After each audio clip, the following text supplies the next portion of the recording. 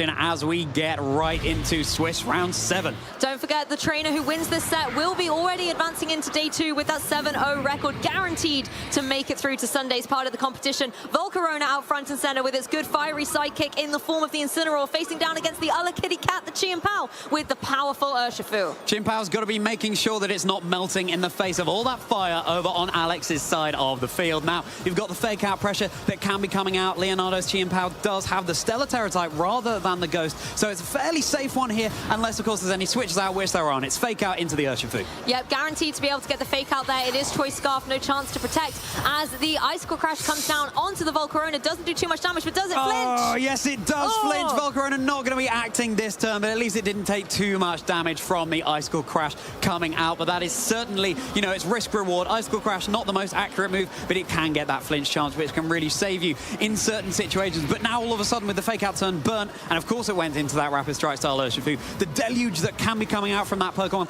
is really threatening down the Pokemon on Alex's side of the field. So potentially considering a Terastallization or switching in something from the back, because you cannot protect in front of an Urshifu, something I always forget when I'm playing. That's very, very true indeed. Volcarona, I think, maybe trying to get something like a Quiver Dance off there in order to start getting a bit of a speed advantage, or could always have tried to go for the Heat Wave, a little bit of damage onto the Urshifu, but critically breaking the Focus Sash and doing catastrophic damage to that opposing Chien-Pao. But instead of running the risk of being hit with another flinch, it gets off the field, and Alex is able to bring in the Rillaboom from the back. Again, this is a Pokemon that can apply some good fake out pressure into the next turn, as well as set that lovely grassy terrain on the field to boost up its grass type moves. It's Cat and Gorilla on the field, threatening down damage into the Chien-Pao and Urshifu over on Leonardo's side. It's time for the Terra Trainers. It's going to be the Incineroar, and it's becoming even scarier than it was before with the Ghost typing. So it's now removed its weakness to water type moves, feeling like Alex's hand was forced here to Terastallize something, but the Surging Strikes was connecting down into what was that Volcarona.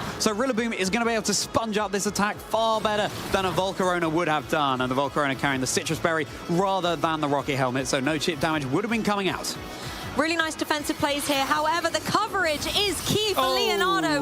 Going for the Icicle Crash, knowing that if there was the switch, yes, the Surging Strikes wouldn't do a lot of damage, but the Icicle Crash will be able to get the KO. Fantastic identification there. And Alex Gomez kind of saying, hey, if you're going to double up on the right-hand side Pokemon, that allows the Incineroar to go for this Will-O-Wisp. Will-O-Wisp connecting down into the Urshifu. It's so cool to see all the different moves that trainers are running on their Incineroar. It's Pokemon that offers so many options. That Urshifu is now burned, so the damage output is going to be somewhat mitigated, making it a little bit safer for that Volcarona to come back into the fray, as we see the Pokemon there lurking in the back for Alex as well. Now, Volcarona is a Pokemon that wants to be getting set up. That is the Terra burnt on Alex's side of the field. Leonardo still has all 4 Pokemon and the Terra option available, so has that advantage heading into the later stages of the game. It's interesting to see as well that Alex has that Chien-Pao in the back, because with the Incineroar on the field now being the Ghost Terra, it could fall victim to a Sucker Punch that would do super effective damage from Leonardo's Chien-Pao. However, when you look at the Incineroar on Alex's side, the only offensive move it has access to at the moment is that Flare Blitz. It can't go for another fake out here, so it could always go for a parting shot, mean that Sucker Punch is going to fail, and then also just cheekily lower the attack and special attack of that Pokemon. However, if you maybe think we don't want to play these Sucker Punch games, or maybe you do, you can go for that Flare Blitz and try and get some big damage on the board. It's all going to come down to reads, Charlie. Yeah, well, from lowering attack to lowering defense, as Chien-Pao is now on the field, that Sword of Ruin is activating all round, and it is 2 physical attackers as well. So even though that Urshifu is burned, it is still going to be doing more damage than it would have been able to otherwise because of the Sword of Ruin acting on the field. We've got Mind Games aplenty here, as Chien-Pao's on both sides threaten each other for very super effective damage with a Sacred Sword. The thing is, though, Alex, having burnt that Terastallization on the Incineroar, cannot get rid of it and go for a Ghost Terra now onto the Chien-Pao. But so wisely, it's going to be a Protect from Alex's Chien-Pao here.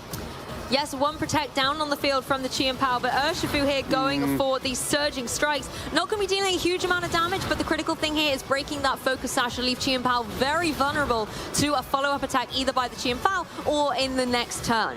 Yeah, well, is it going to be a Sucker Punch coming out into the Incineroar? No, it's not. It's going to be connecting down into the Chien-Pao. So yes, Leonardo was putting all their eggs into that basket, but at least Alex's Incineroar can get another Will-O-Wisp off into the physical attackers over on Leonardo's side of the field, and indeed Pokemon that have taken an Intimidate drop to their attack as well. I love this Incineroar on Alex's side. It's just sitting pretty on the field, going for these Will-O-Wisps, neutralizing the offensive pressure these physical attackers have, as well as breaking that focus sash. Yes, you do have the grassy terrain in play, but that still is broken for the time being. Yeah, the grassy terrain is going to be healing up any Pokemon that is grounded on the field right now. But if there is one way for Alex back into this game, having lost that Rillaboom so decisively earlier on, it is by spreading these burns. And it all depends on what is in the back for Leonardo. If it's going to be more physical attackers or special attackers in the form of the Landorus or the Raging Bolt here. Now, Volcarona is sitting pretty in the back. It could be coming in fairly safely now, able to get set up. But Alex needs to start getting some damage down on the field right now, cannot keep pivoting around and taking damage in return, even though both of these Pokemon are burned. So it's time for Alex to act. Of course, the Urshifu locked in with that Choice Scarf, meaning it has to keep going for these Surging Strikes, but thanks to the burn and the Intimidate, it's really not doing too much damage at all. Of course, the critical hit's negating the Intimidate anyway, but it's just kind of, I suppose, a mental factor there onto the opposing Urshifu. This is big damage, however. The Sacred Sword getting the KO onto that Chien-Pao thanks to the burn, breaking that focus sash. I was going to say you can almost leave the Chien-Pao a little bit for the Volcarona to clean up later on, but all three Pokemon that we have seen on Alex's side here are able to deal that super effective damage, and the parting shot does add a little bit more insult to injury here. Yes, it's not going to be able to stop from the critical hits, but still enables the Incineroar to get off the field safely and bring Volcarona in instead. I love how the Urshifu is moving slower with that burn. It's really not having a happy time on the field right now. It's had so many drops to its attack and being burned to boot. So Volcarona is now onto the field safely with that parting shot off, and it's got a lot of health remaining as well, which is only going to keep climbing with that grassy terrain and because it's holding the citrus berry. So what is the third Pokemon that Leonardo is going to be revealing in this game, and is Volcarona going to be having an easy time setting up a Quiver Dance against it? Now, Volcarona has access to Heat Wave and, of course, the Terra Blast. The Incineroar has already terrestrialized for Alex, so it won't be able to go for that option, but only be doing normal type damage with the Terra Blast. It's going to be Rillaboom coming in, so that would be taking big damage from a Heat Wave. I quite like this Rillaboom coming in. It's unfortunate timing, though, that the grassy terrain is going to leave in a matter of turns, and then, unfortunately, you can't set it up because, you know, you have to switch in order to activate it. But at least you have that fake-up pressure, something to stop the Chien-Pao or even the Volcarona. I think another Surging Strikes will be able to get the KO on that Chien-Pao, so it is sitting in a bit of a vulnerable position, but it's also got to be tempting to just try and go for a Grassy Glide, maybe try and get the KO. It's not going to be super effective damage by any means, of course, but it might be enough to get that knockout. But is it going to be the Incineroar coming in for another Intimidate drop? This is the thing with the Firewater Grass Core that we've been talking about. They're all physical attackers, and so Intimidate does go a long way. And, of course, onto the Chien-Pao that Leonardo had on the field earlier, too.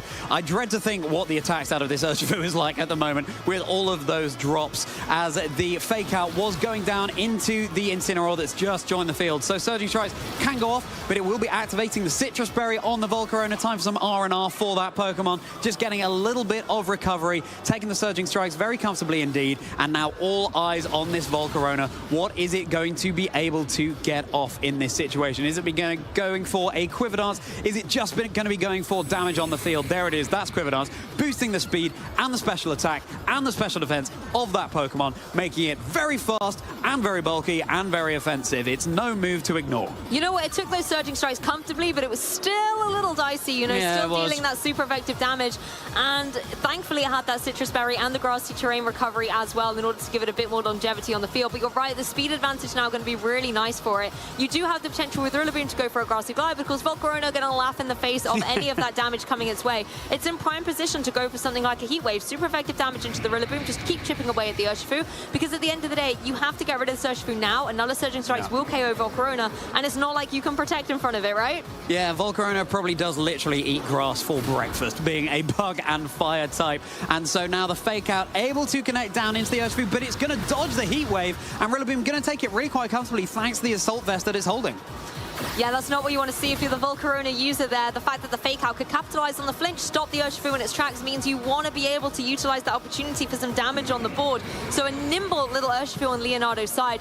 Raging Bolt, really interesting choice to be the fourth and final Pokemon here for Leonardo. Yeah, and of course there's Chien-Pao still lurking in the back for Alex as well, so that would be threatening super effective damage, but Leonardo still has not used that Terra, still has the ability to change up the matchup entirely, as a little bit of grassy terrain is bringing the health bars up of these Pokemon. Now, the Volcarona with the Quiver Dance on the the Rillaboom, of course, holding the Assault Vest, and then in the face of now two Pokemon that resist Heat Wave. This is the problem, in a sense, with running the Quiver You've got to drop some kind of damaging move, and so even though the Volcarona is more set up than it was, it's still not really doing the damage that it wants to in this position. And as the Incineroar has already stolen the Terrestrialization for this game 1, Volcarona has no way to Terrestrialize into the Fairy type. So I was thinking a Terra Blast Fairy would be pretty decent here, some good coverage into the opposing Raging Bolt, and also Urshifu as well doesn't appreciate those, but not today, Volcarona. You have to stay as a Bug and Fire type. Yeah, you do. And yeah, Fairy Terra Blast, really interesting choice on that Pokemon, as it is going to have to be going for that regular Terra Blast into the Urshifu. That is what's going to be dealing the most damage in this situation. And Surging Strikes connecting down into the Volcarona. It's had its time in the sun. Volcarona down, and now Alex down to just the Incineroar and the Chien-Pao. Two Pokemon we were calling out earlier, Lou, that seem to be on so many teams at the moment. It's not a bad shout, though, going for that Terra Blast. It's the guaranteed damage. You don't want to risk another Heat Wave miss, and the Heat Wave's not going to do anything to Raging Bolt anyway. So at least this way you get some damage on the board. You also enable your Incineroar to have one more opportunity to go for an Intimidate and the parting shot most critically as well into that opposing Raging Bolt. We know the Raging Bolt on Leonardo's side is that booster energy, more offensive variant. So this could definitely come in clutch as we start working towards the end game. The critical thing as well is these are now the last two remaining Pokemon on Alex's side. So as soon as he brings this Chien-Pao and Incineroar back into the fray, they cannot switch out, which means we have one more Fake Out for Alex to utilize. But can he use it wisely? Yeah, whereas Leonardo still has the Rillaboom in the back, providing the Fake Out pressure. But Chien-Pao joining the field, of course, is going to be going down to the Thunderbolt coming out from Leonardo's Raging Bolt. So it's now just this Incineroar against all three of Leonardo's remaining Pokemon. It's not looking good at all, but at least Alex now has an opportunity to take a step back, consider, reflect on the game plan going into game 2. Exactly, the Incineroar coming in for Alex, and it is going to be a bit of an uphill struggle. Yes, you can go for the Fake Out here, but you can't Fake Out both Pokemon at once, so one of them will be able to utilize the opportunity for a KO, and Alex throws in the towel and says, let's advance to game 2. I want to try and even the score. Yeah, and how is Alex precisely going to do that? You know, when I interviewed Joseph Ugarte, I had the pleasure of talking to him at the Liverpool Regional Championships last month.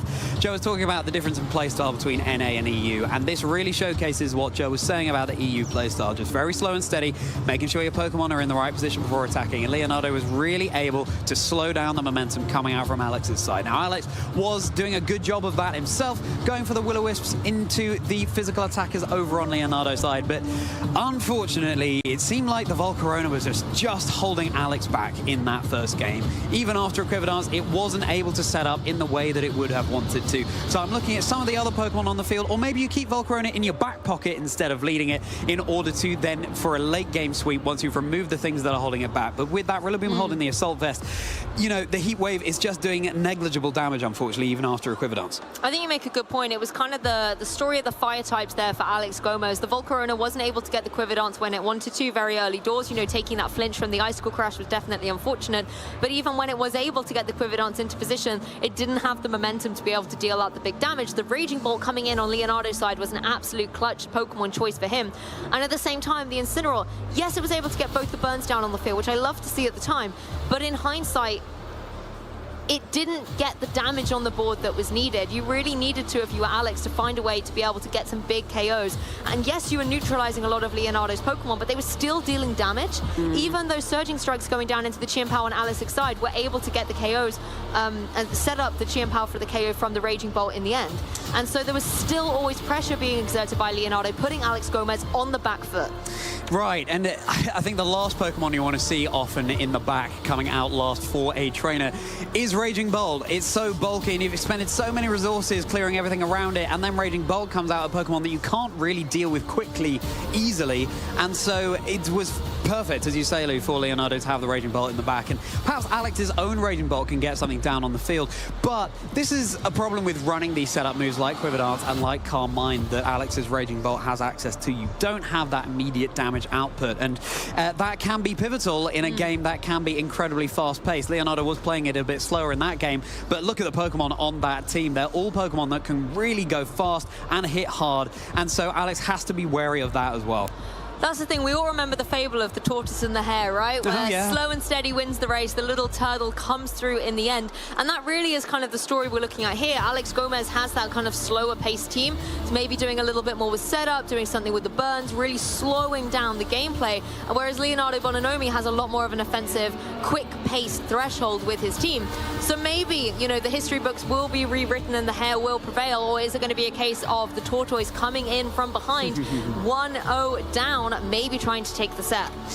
Well, certainly plenty of options available to both of these trainers. They've built their teams very well indeed, very flexible options around. And yeah, I think also something that was holding Alex back in that first game was potentially that Ghost Terror onto the Incineroar. It's something that Alex would have loved to have had the access to the Terror later on. You can see why he did it in the face of a Rapid Strike style Urshifu. But this is another issue with running the Volcarona alongside the Incineroar as your lead pairing. They're both weak to water, so one of them has to Terror all switch out. You can't protect in front of the Urshifu. So perhaps a little bit more of a lead that complements each other for Alex would be good to see heading into Game 2 here. I've seen that a lot this weekend, actually, is this Ghost Terror on the Incineroar. Yeah. I found it to be very situational. Yeah. It will be really great for one turn, maybe stops you taking a fake out, maybe stops you taking a body press or a close combat, but then during the actual kind of overview of the match, it really hasn't paid off, I've found. And sometimes that will be the case where you just go, we've seen it on Tornadus, for example, when it's not carrying Covert Cloak, it will have the Ghost Terrestrialization just so that it doesn't get faked out and can go for that Tailwind.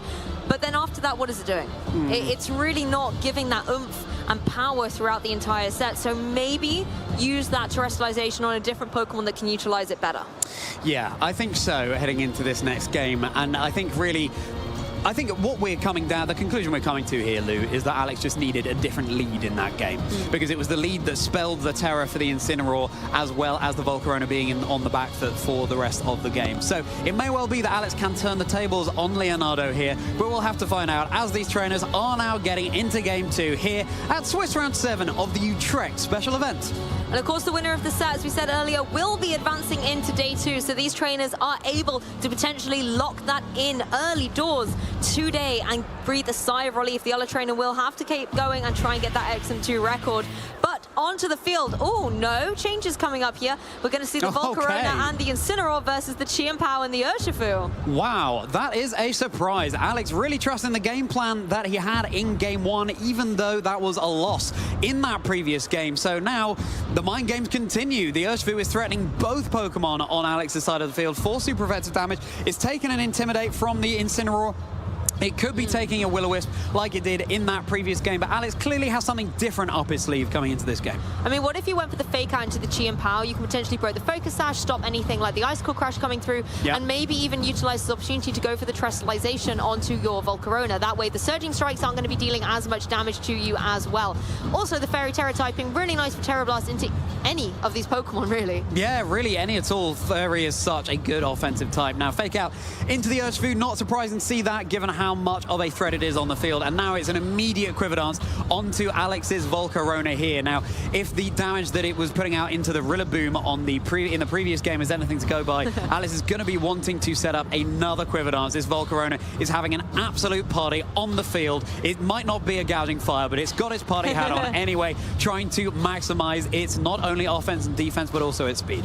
That's the thing, it's dancing on the field now, getting all of these stat boosts, but it may not be enough to be able to get those KOs. The issue it's got at the moment, as well as its typing, because you've got the Incineroar that's just come in for Leonardo, it can go for the fake out here, and Urshifu can just go through with a Surging Strikes. Even if you want to try and protect, sure, you avoid the fake out, but you do not avoid those Surging Strikes. So Volcarona has to make a decision. Does it get off the field and, you know, lose those beautiful boosts that it's just got, or does it go for the Fairy Terrestrialization, stay on the field, and get a knockout? Well, for now, it's going to be Incineroar going to the back, and Rillaboom races right onto the field, setting up the grassy terrain with its drum to boot, adding a little bit of music for Volcarona to be dancing to. And it's going to be a Terror coming out right now from Alex's side, putting all the eggs into the Volcarona basket, going for this Fairy Terror. It's showing its love for the Pokemon on the field right now, and it's mitigating the damage it's taking from the Water-type moves coming out from Leonardo's Urshifu. And first of all, it's going to be the fake out coming out into the Volcarona, so not going to be able to at this turn, but we'll have to see in the future turns what it's going for. There is Surging Strikes. It's really, really good damage into the Volcarona. Those critical hits hitting right through the Intimidate that it took, but at least Volcarona has this Citrus Berry equipped. So now Alex heading into the rest of this game really is going to be looking to the Volcarona to be getting out the damage so that the terrestrialization has not been wasted. That's the thing. I like this play by Alex Gomez, identifying as the only way to keep the Volcarona in play by going for the terrestrialization, but it's actually a hand that's been forced by Leonardo thanks to the pressure that he's putting on. So Alex is in this situation where you've had to go for the terrestrialization or run the risk of losing Volcarona, and you don't want to not be able to capitalize on that Quiver Dance boost. Yes, you can now go for something like the Terra Blast into that opposing Urshifu. That will do some really good damage, but the speed is definitely something still very concerning. Yeah, it is concerning. You said, though, earlier, Lou, that the Fairy-type Terra Blast would be doing good damage into the whole of Leonardo's team, and that is more or less true, and so it's a fairly safe option here.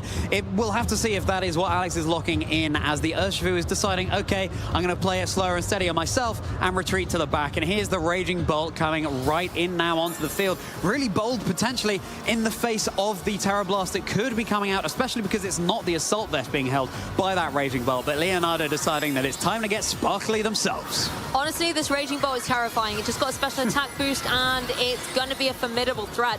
Leonardo's Raging Bolt is running that Thunderclap, Dragon Pulse, and Thunderbolt is an all-offensive powerhouse. That's something Alex Gomez has to find a way to avoid. The Incineroar dodges the fake out because of that Ghost Terror, and the Heat Wave connecting down. That's going to be a neutral hit into the Incineroar. Gets the burn as well, which could be really crucial heading into the later stages of the game, mitigating the physical damage output. This is the other drawback of running this Ghost Incineroar. We saw it earlier as well. It can get burnt, and then its physical offensive pressure is not there. It's going to go for a Flare Blitz. Volcarona, yes, takes a big chunk of damage, but it's not able to get the knockout, but it does get the burn. Oh my goodness. Burns are coming through. Burns are coming through, but the grassy terrain on the field will be at least mitigating the burn that's chipping away at its health, at least for the time being. When the grassy terrain disappears, if it does, with the Rillaboom going down, then the Volcarona will be in a much worse spot holding that burn. Incineroar with a burn, that's not something you see every day. It's not something Incineroar is that familiar with, but neither is that Ghost Terror type that is rocking on its head here as well. So Volcarona is really looking like it's having a miserable time right now on the field. At least it's got a boost to its stats, but you know, Alex has got to be thinking, oh, if I had gone for that Fairy-type Terra Blast into the Raging Bolt that switched in, that was once the Urshifu would have taken super effective damage itself anyway. It's kind of ironic both the fire types are burnt right now, Charlie, on this field, but I have to say Raging Bolt to me looks really in control. You can always go for something like the Thunderclap, try and go for that priority move to just get rid of the Volcarona, and the Rillaboom, I don't really know what it can do to the Raging Bolt. It's not running something like high horsepower, just Woodhammer, Grassy Glide, and U-turn. So yes, you can go for some priority damage, always nice to get a little bit on the board, but this is just too much from this amazing Raging Bolt. Thunderclap is going to be taking down the Volcarona before it can even act, and that is the Terror down for Alex. Very early on in this game too. Now Woodhammer is going to be doing neutral damage to Incineroar. It's not enough for the knockout, but the burn is going to be taking care of that at the end of the turn. But we're not going to be even seeing that, as Parting Shot is going to be coming out into the Rillaboom. This Incineroar is going to be sticking around to drop another Intimidate on the field as it races back to Leonardo. Now Leonardo has the Pokemon advantage with all 4 remaining.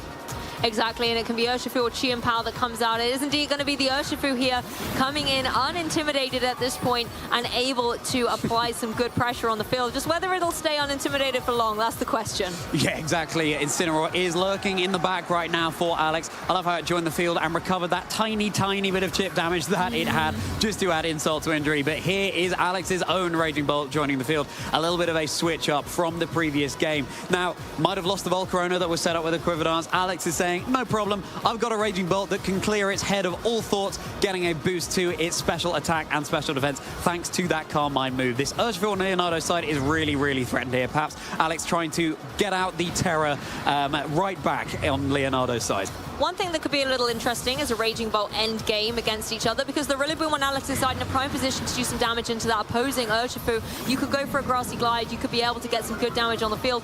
If you potentially, had the Chien-Pao on the field, that would even be nicer with the Sword of Ruin ability, but not today. Incineroar actually identifying it's in a very vulnerable position, so goes for that U-turn, gets out of there, and now we will be able to see the Incineroar come back in. I believe it'll be Incineroar. Yep. Yes, it is. And it's a perfect Pokemon to take this Grassy Glide or any of the damage coming this way. And you are kind of sacking it a little bit here, but I think it is what is necessary to put the pieces in play.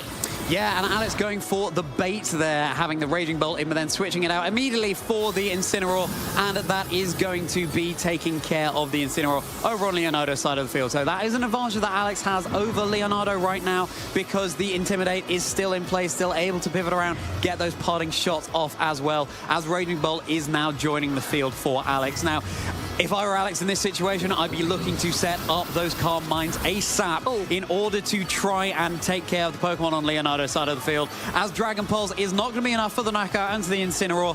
Incineroar just seems to survive most attacks. That's true, actually. There's been a lot of Incineroar on the broadcast so far this weekend, investing definitely in the gym on its defensive and special defenses capabilities for this tournament. The Raging Bolt's a very interesting choice at the moment, because yes, you can go for something like the Calm Mind here and start evening the score, because the Raging Bolt on Leonardo's side had got that booster energy as well and is definitely more of an offensive threat. The Chien-Pao, interesting choice as well. It's only really going to be able to use that sort of ruin ability on itself and the opposing Incineroar. Yeah, and this is the thing, Alex has now burnt that Terra onto the Volcarona, so the Raging Bolt over on Alex's side is looking really threatened, and the Terra has also been burnt on Leonardo's side as well, so it's just plain Pokemon now. There's no Terra available to either of these two trainers. Electro Furia or indeed Raging Bolt here on Alex's side is looking, you know, you can pivot in a Rillaboom here, and at least it's got that Assault Vest, so it can take a Dragon Pulse much better than it could, but at least Incineroar can make the Chien-Pao not at this turn. I like this play as well. The Focus Sash is still intact on that opposing Chien-Pao, so you have to find a way to break it and stop it in its tracks. Some super effective damage from the Dragon Pulse. Trading blows across each other. But they're not falling down. There's some bulk to these Pokemon. They are hanging around for another turn. There is no Assault Vest on either of these Raging Bolt, and you can see how much dividends that item would pay being held by this Pokemon. The Dragon Pulse is all around doing huge damage. Alex knowing that he doesn't need to set up the Calm Minds in order to deal really respectable damage to the Raging Bolt. And of course, Alex's Raging Bolt holding the leftovers is able to take the Dragon Pulse from the booster energy holding Leonardo's Raging Bolt. Oh my goodness, so many Raging Bolts around on the field right now. And so it's fantastic that he was able to survive there. Clearly really well invested into the Bolt. My eyes are on that Chien-Pao now, though, because it can always go for some super effective damage into either of these Pokemon, but if it's able to go for something like an Icicle Crash into the Raging Bolt, you can allow your Raging Bolt, if you're Leonardo, to deal with the opposing Incineroar, something like a Thunderbolt maybe. The issue is, if you're Alex Gomez, you have the Rillaboom in the back. Do you maybe try and switch it in? And that's the thing, if you switch it in and it catches something like an Icicle Crash, that is going to be incredibly detrimental. And we've seen in that previous game that Leonardo is not afraid to make those calls of something coming in. Raging Bolt will be keeping itself safe. As Parting Shot connects down into the Chien-Pao, so that Rillaboom can be coming in that much more safely. It's holding the Assault Vest, so physical attacks will still be doing a lot of damage, and Ice-type ones no less. But the Raging Bolt over on Leonardo's side of the field, of course, on very low health as well. That's true, and Rillaboom can bring the grassy terrain with it, as well as that fake-up pressure to go down into either of Leonardo's Pokemon here. I mean, the Focus Sash being broken on that Chien-Pao is nice. You might be able to clean up against it. The Dragon Pulse, you can see, not doing too much to that opposing Rillaboom, particularly with the Assault Vest, but it definitely still hurts a little bit. There's not going to be able to take maybe 2 or 3 more of those. Yeah, and you know, you're threatening immediate damage or indeed a fake out onto the Raging Bolt, but Raging Bolt takes resisted damage from grass-type moves, and as you said earlier, Lou, there is no ground-type move, but at least you have a U-turn, so that would be neutral damage into the Raging Bolt. But this is something that Alex can do that Leonardo cannot in this position, and that is pivot around with the Incineroar, coming back in, getting the Pokemon all scared over on Leonardo's side, and getting right back out of there, having thrown down that parting shot and switching another Pokemon in. So Leonardo is going to be wanting to take out that Incineroar sooner rather than later, with 2 physical attackers remaining on his side. Alex once again playing the switching game that he's well known for as the Incineroar rejoins the fray. This is only really going to intimidate against that opposing Chien-Pao, but critically have the potential fake out on the next turn. The issue is, has it come in and left itself vulnerable? Chien-Pao actually not taking the bait and going for any offensive pressure here, but the Raging Bolt also matches matching it. So, very defensive plays by Leonardo, scouting out exactly what his opponent wants to do so that he can make the adjustments. And Alex Gomez, identifying that this is going to be a defensive play, capitalizes on it with that Calm Mind. Raging Bolt's head is already so clear up there in the clouds, and going for a Calm Mind to boot, it's even more so. And now Incineroar and Chien Pao looking a little bit catty on the field, staring each other down. Crucially here, though, with Incineroar cycled in and the double protect coming out from Leonardo's side, Fake Out is safe. If you go for another protect, it's probably going to fail in this situation. So Fake Out could well be making Raging Bolt or Chien Pao flinch, enabling Alex's Raging Bolt to get some damage off. And we've got to remember how low Alex's Raging Bolt was on health, but it's been sat on the field with the grassy terrain and the leftovers, and it's recovering so much health. It's nearly back up to half. I think if you're Leonardo here, you have to think, hey, the Fake Out's coming my way, so I need to double up into the other Pokemon, or whichever Pokemon I want to take down. I wouldn't be surprised if Leonardo's maybe trying to double up into that opposing Raging Bolt, because the Chien Pao's not going to be able to move. So is the Raging Bolt on Leonardo's side with that Dragon Pulse going to be able to get the KO? Oh, it's Alex's going first with the Dragon Pulse into Leonardo's Raging Bolt. It is down, and now it's just Urshifu and Chien Pao on the field. Two Pokemon that will complement each other very well, but Alex still has this Incineroar. So Alex really focusing down on that special attacker so that the Intimidates can keep coming out and out over from Alex's side. This Raging Bolt has just been recovering and planting its roots on this grassy terrain, and now it's looking so much more formidable. Though, of course, Icicle Crash from Chien Pao would sort of just get rid of all that progress anyway. I think Alex Gomez has really turned this game 2 around in his favor, you know, having this 3 versus 2 Pokemon advantage. The issue is Leonardo's Pokemon are definitely incredibly healthy at this point in time. Chien Pao may even get its Focus Sash restored back up if these grassy terrain turns keep rolling through. The issue, however, is the Calm Mind onto that opposing Raging Bolt. Yes, Raging Bolt. How could we forget that Pokemon? It's here, there, and everywhere. But at this point, you're going to have to make sure you're hitting it with your physical attackers. Thankfully, both of them are on the field, but the special attacking choices that this Raging Bolt can go for are going to be devastating. Something like the Thunderbolt into the opposing Urshifu is going to be devastating. And this is another problem with setting up something like a Calm Mind. You're going to be losing those boosts if you switch out that Pokemon, and that's information that Leonardo can use to their advantage, being able to target down that slot perhaps more safely.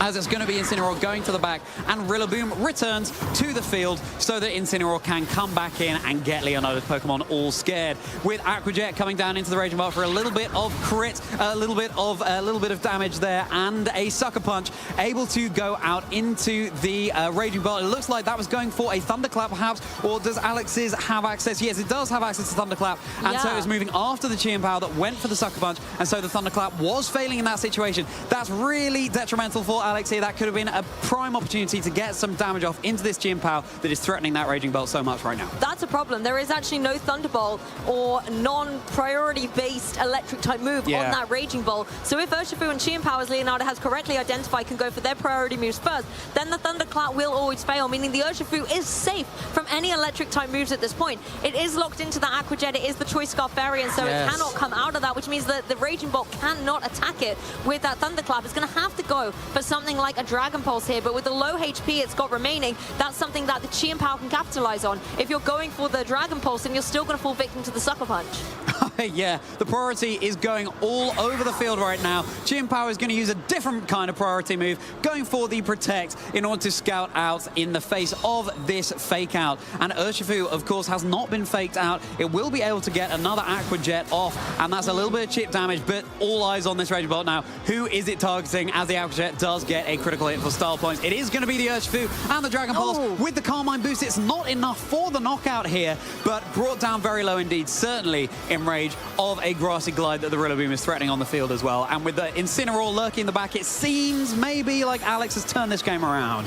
Yeah, it's definitely not over yet, but he's not out of the woods either. On Leonardo's side, the Sacred Swords that could come through from the Chien Pao, for example, are a nice way to deal with that Incineroar in the back. You've also got the Icicle Crash to deal with the Rillaboom, or even the Raging Bolt. And again, you just have that Sucker Punch if you want to try and deal with the Raging Bolt here, because you know that it can't go for those Thunderclaps. It's going to have to go for another Dragon Pulse if it wants to try and get some damage onto the Chien Pao.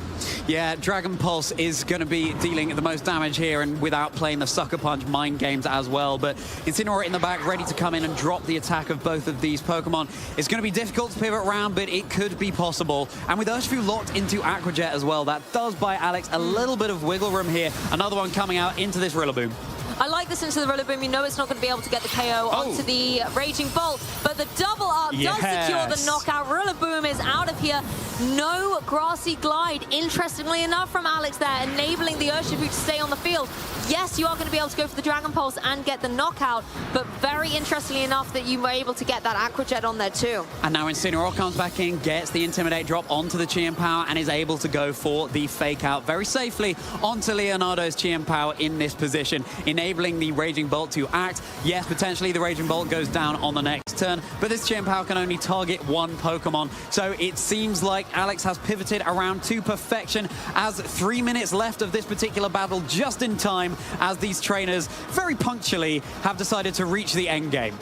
Exactly. Maybe the Grassy Train had already gone and I missed it, so you couldn't go for that priority Grassy Glide. But I think if you were able to, it would have been nice to get the KO on the Urshifu, so the Dragon Pulse redirected into the Chien-Pao that now has a Focus Sash back intact. Yeah. So yes, you have the potential of the Fake Out, but guess what? It can just go for a Protect and burn that through, because these are the last 2 remaining Pokemon on Alex Gomez's side. So really, this Chien-Pao has all the capability it needs to be able to get these KOs. A Sacred Sword into that Incineroar, I believe, will be able to get the knockout the same way the Icicle Crash will be able to do that to the Raging Bolt. Right, it could be knockouts all around here, as Leonardo takes a lot of time to decide what to do. Is going to be the Protect, so Chien-Pao is going to be keeping itself safe from the Fake Out coming out and heading into the next turn. It's all to play for.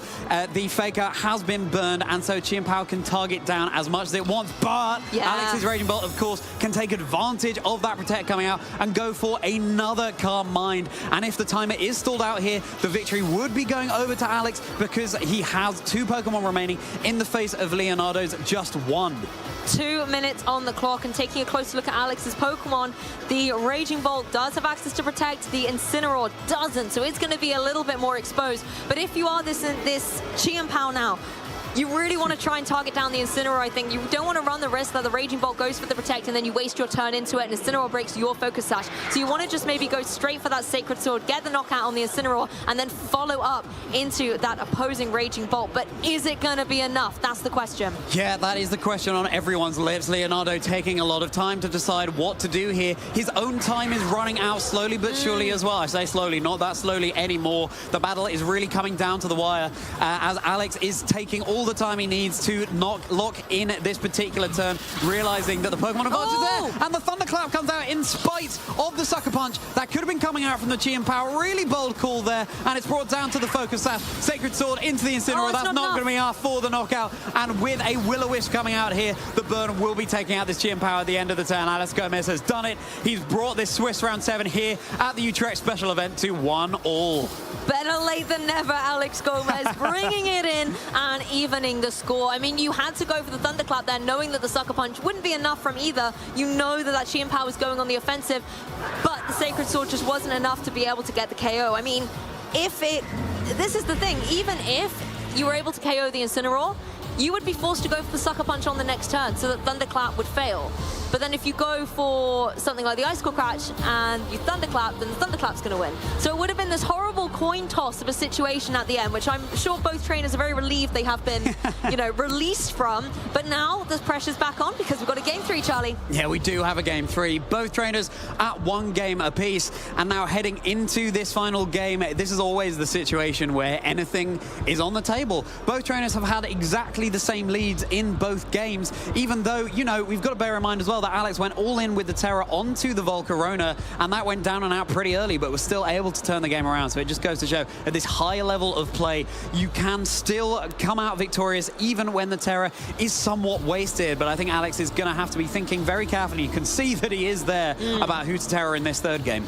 I think one of the things I really liked about Alex Gomez's play in that game 2 was the way he played with the Raging Bolt, capitalizing on the opportunities to go for the Calm Mind and just getting it put into a really formidable situation. It was really about getting the special attack boost, not the special defense boost, but then just enabling it to do some good damage with the Thunderclap, I think was a really nice play.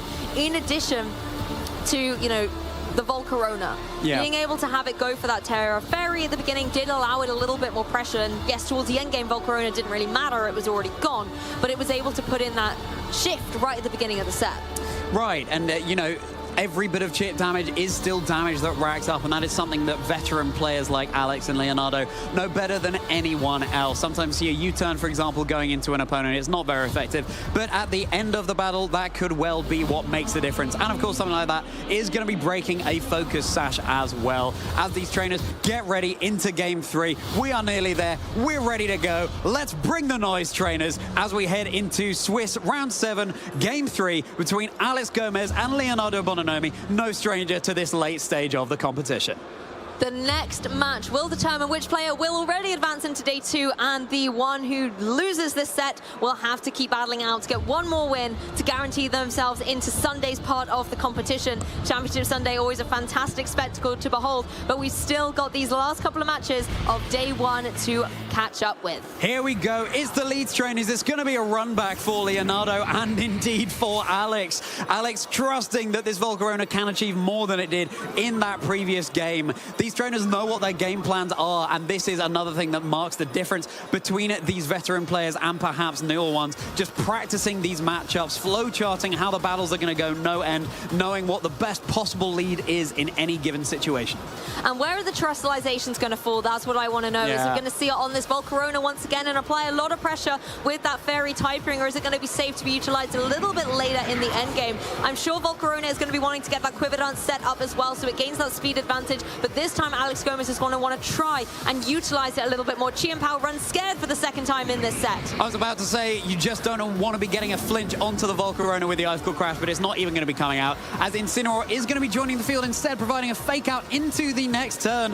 Fake out from Alex's own Incineroar going into the Urshifu there, enabling this Volcarona to be free to go for its quiver dancing antics, picking up the pace here in this game, getting a boost to its speed and special attack, and indeed its special defense. This is what Alex wants from the Volcarona. Hopefully, he's thinking might be able to get another quiver dance set up later on too. We're seeing a run back of game 2 here, and now the Incineroar on Leonardo's side has the utility to go for that fake out and stop the Volcarona in its tracks, pin it in once again with that Urshifu on the field. Now, Alex in the previous game was then forced to go for that Terra Fairy. It looks like that's the option he's considering again in this time, but it will still take a significant chunk of damage from the surging strikes. Incineroar on Alex Gomez's side maybe needs to do something about that, go for a cheeky Will-O-Wisp and burn down this opposing Urshifu if he can.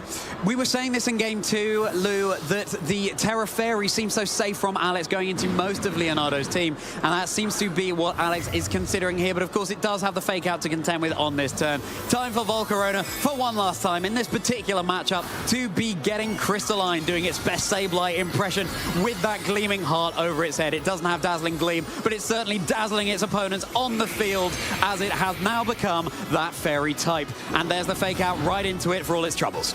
Yeah, completely telegraphed here. Easy fake out into that Volcarona as the surging strikes are the lock-in of choice for this Urshifu, pinning down the Volcarona. Yes, it's going to be able to use its Citrus Berry and gain a little bit of HP. Oh! But the Flame Body activate! You do not need Will-O-Wisp on the Incineroar when you've got a Volcarona with the Flame Body to do the job for you. That was sort of the unsung hero of this set. It came in right for the third act. Flame Body really mitigating the surging strikes damage coming out from the Urshifu. Something that had gone under the carpet here, but something that has come out in force right now in this game 3. That could be huge for Alex Gomez. Love the Raging Bolt on the field as well for Alex, because now you can go for a Thunderclap into that Urshifu that is guaranteed to be going for those surging strikes. That priority attack will do so much damage. That said, however, Leonardo may want to get the Urshifu out of there. It's not going to do too much damage, and it is a very prone target for that Thunderclap, so you might want to make an adjustment.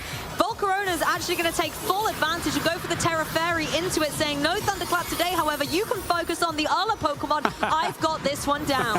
Volcarona saying get back to the dojo, Urshifu. It's time for you to go home, as finally it's able to get off that Terra Fairy, Terra Blast, something that Alex had been setting up for throughout game 2 as well, and Raging Bolt able to get a Calm Mind up as well. The momentum really building now for Alex Gomez. Flare Blitz connecting down into the Volcarona is not even enough for the knockout. Is it going to get a burn? Yes, it is! So the Volcarona will be going down at the end of this turn, and you know that is luck for luck right now with the Flame Body activation onto Leonardo's Urshifu as well. The fire types are out in full force today, Pokemon trainers. The Volcarona drops to the burn, kind of a victim of its own demise eyes with that Terra Fairy. Interestingly, however, Alex Gomez does get that Calm Mind up on the Raging Bolt, capitalizing on all the chaos and destruction in its wake, able to take a moment and regain some composure. That could be critical towards the end game.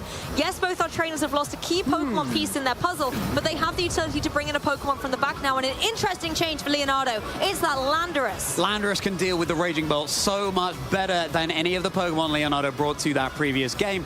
And Incineroar as well, of course, taking super effective damage from the ground-type moves. But crucially, the Raging Bolt does have that boost to its special defense now. So it's taking the Earth Power much better than it would have done before, but the Terra is still available over on Leonardo's side of the field.